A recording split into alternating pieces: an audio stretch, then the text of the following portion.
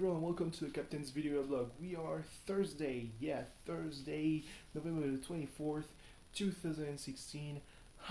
It's Thanksgiving in the USA. I mean, does it really matter if I talk about it since I'm not even American? I don't know, it's just that tomorrow there's like the Black Friday, and they actually starting to do it. They're starting to do it in France, and it pisses me off because they know it's not gonna catch. It's not gonna catch fire, catch up. I don't know. I want to say something. I don't have the words right now, but it's not going to be the same as in the US. Thankfully, because holy shit, there are people who die to go shopping for things they don't really need at prices that aren't that much better. Actually, they probably are, but still, it's not worth it. I wouldn't die for a new television. You know, this, I mean, that's kind of that's the height of first world problems. Black Friday, Jesus Christ. So yeah, let's talk about NXT. There were only two matches because it's takeover after NXT after takeover, so most of it was recaps, which is really good. I mean, the recaps, they are great. For some matches they don't do justice. For some matches they show a better side, like Revival versus DIY was a match the recap did not make justice to, and the Dusty Classic Finals was a match that the recap actually made a bit better. If you know, just one thing that kind of throws me off every time after takeover, because they do the taping before takeover, but they do the commentary live. During the before takeover too. So when they do the recaps, well, they are talking about things they haven't seen yet, but they know what's gonna happen.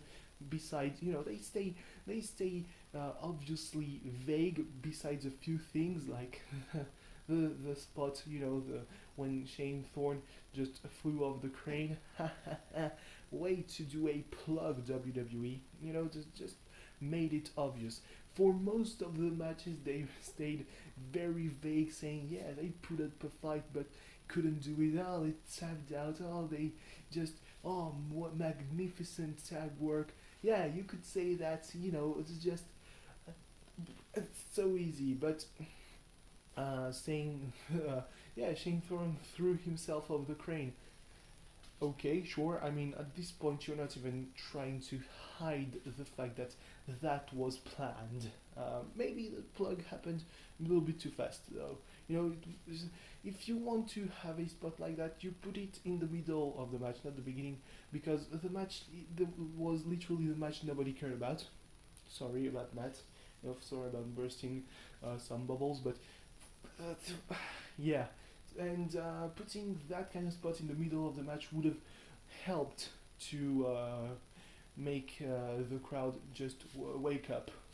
So yeah, what was I going to talk about? Yeah, it's just too much kayfabe for me. I don't think that even when I started watching pro wrestling like 10 years ago, I don't think I would have bought that.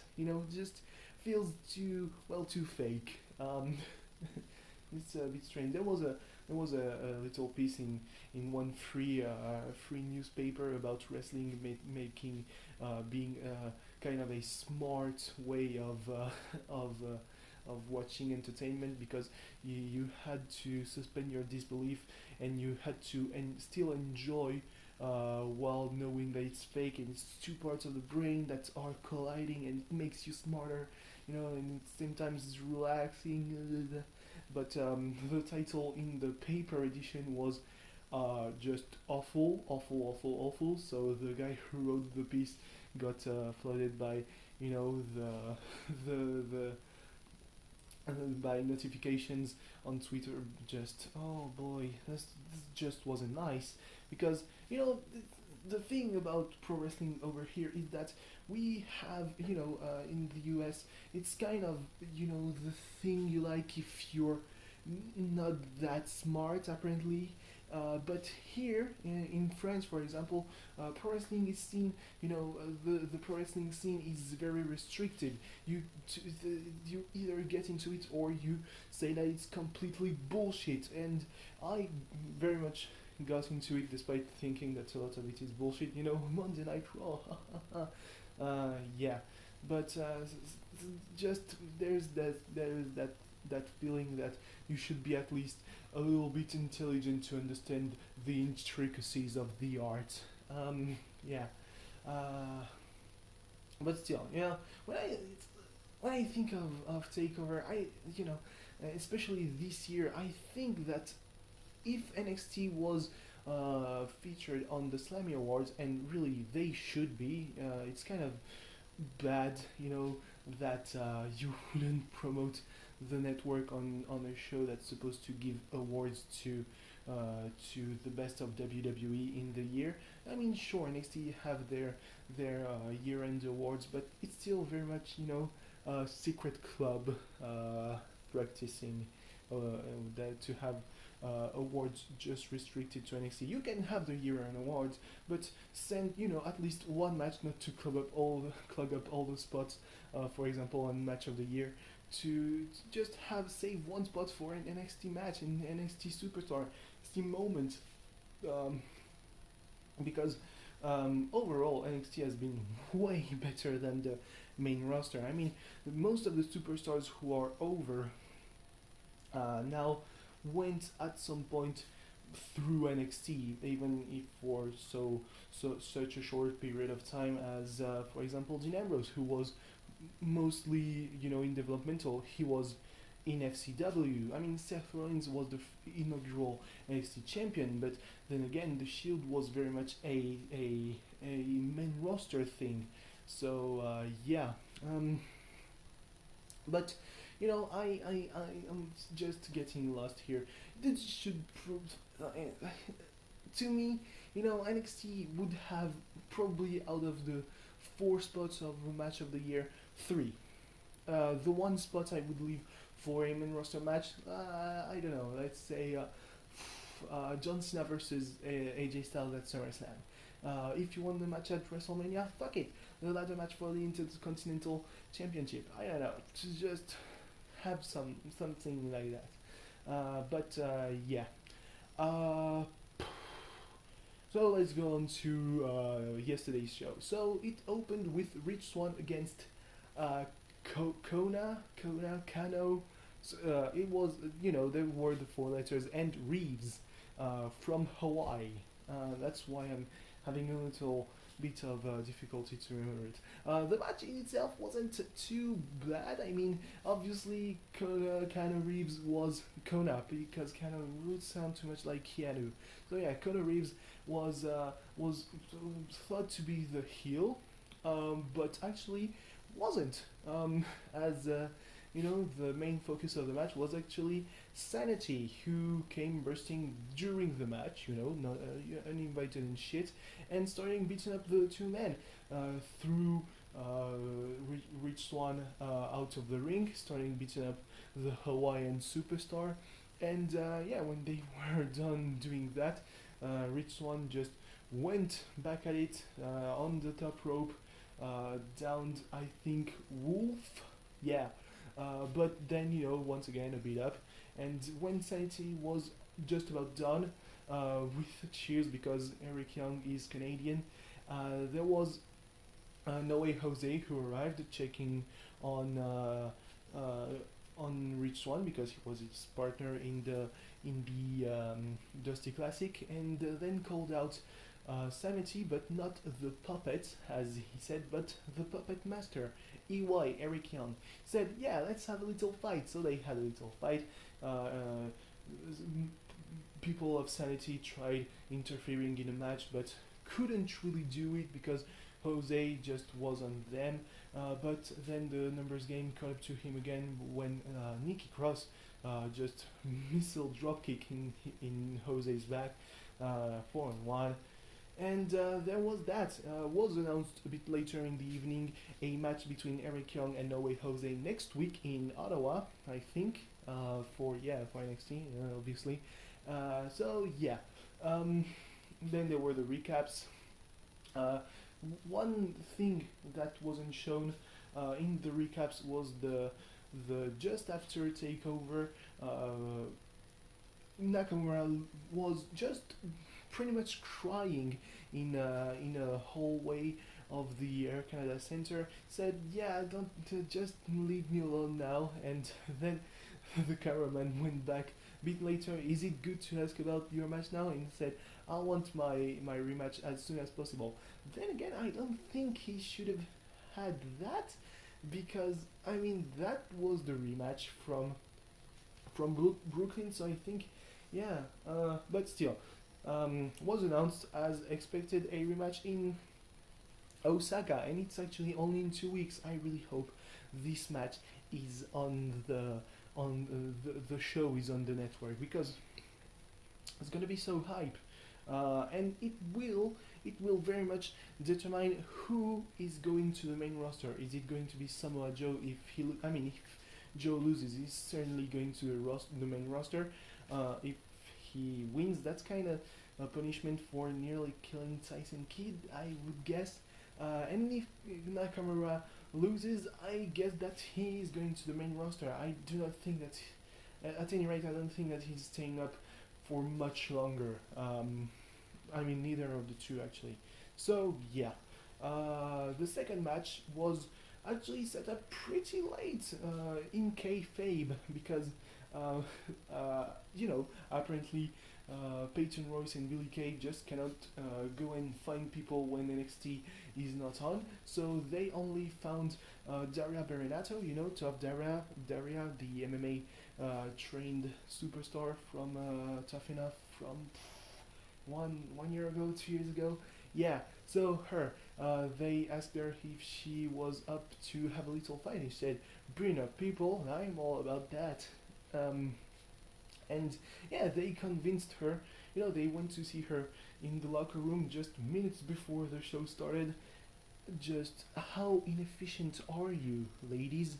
Like, took you a whole week to find someone, and I mean, if you understand kayfabe, in real time, that's actually over 3 weeks. So really not good. So yeah, there was Liv Morgan, Alia, who is from Toronto, as I learned yesterday. And she didn't really get a pop despite having on her back the chick from the Six, which is, Six is a nickname for Toronto. And Ember Moon, who got a pop, her, versus, Billy Kay, Peyton Royce, and Dara Berenato, who, it was very much a testament to how strong and how well trained in MMA Daria was. Like, she fought like an MMA fighter. She did, single leg takedowns, double leg takedowns. Oh boy, Alia just had the living shit kicked out of her because she was in her hometown. Hey, but still, yeah, it was. Oh, not really. Not, it's just. Ooh, that was nasty. Like, oh, she didn't hold back. Ooh, she could be very much one of the next contenders for Asuka's title if they build her up. Like for TM61, the only thing she really needs right now is a character. I think she has the ability. She needs a character. That's what the fans care about. That's kind of. I do think it's kind of bullshit, but that's what the fans are looking for.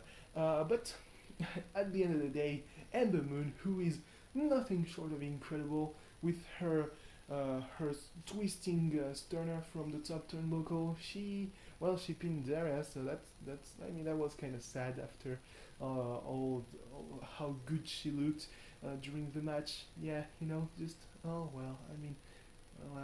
she takes the pin. Okay, sure.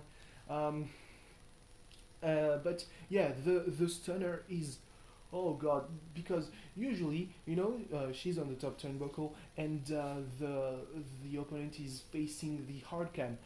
At that point, Daria was facing the ramp, so not the right position for the stunner. But Ember Moon worked around it and worked around it very well. Props to her, I guess. Yeah, so it was, I mean, it was a show. I wouldn't be able to rate it because they were really trying to. It's kind of the thing with NXT after Takeover. They have to show a recap, but I mean, they kind of have to show matches. Like the only show where they don't really show matches is at the end of the year, and then again, there's a match like 2013 was Cesaro versus William Regal. That was a fantastic match. So yeah.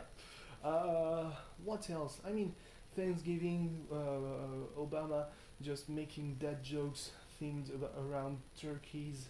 Yeah. Uh, I mean, uh, I just it's just one of the aspects of America that the more we know about the history of early America, the less it makes sense that they are still celebrating that. But then again, I mean, at this point, it's way too far from that. I mean, when we celebrate the victory of World War II in France, do we celebrate the people who shaved the heads of the women who slept with the Nazis? No, even though we still, sometimes we bring it up, like, oh yeah, if it had been World War II, you would have had your head shaved when we won. Oh boy, that's the worst. That's slut shaming taken to the extreme. So yeah, um, and I mean there are, I guess, okay American football matches, okay basketball matches, but nothing too out of the ordinary actually. So yeah, I mean at least this has lasted way less than yesterday's video blog. Like I went for an hour straight trying to find ways of making a recap of SmackDown a bit shorter. And I couldn't find a way besides just dropping things that I had to put in the description. Then like why it made for better TV than Raw. Huh. But still, I mean, once I have stuff happening in my days, I guess I will talk less about wrestling. Like I won't do recaps of full shows. I will just mention stuff about Raw and SmackDown. Then again, I think that I still did full recaps. That's why videos were so long until like January or February of 2016. Well, of this year. So yeah, we'll see. Anyway, just fuck me up, fam. There was actual football, and Nice got eliminated because they got kind of fucked actually by a penalty kick that shouldn't have been there. And Santi Chen, why don't you leave the advantage when the striker is going to the goal? I don't understand. It's just he had the whole way open, and the referee, no, I'm giving the fault and the yellow card. Fuck off! Let the strikers score a goal, and we wouldn't have been such a boring match. Ah, thanks for watching. See you tomorrow. Bye bye. I don't know if there's anything worth talking about tomorrow. Well, we'll see. Today there's actually something worth talking about. It's Marseille versus Monaco. Pretty much the actual shock after how disappointing, in hindsight and objectively, it was a disappointing match against Paris. So yeah, and against Lyon too. So Monaco, hopefully, will be good. Bye bye.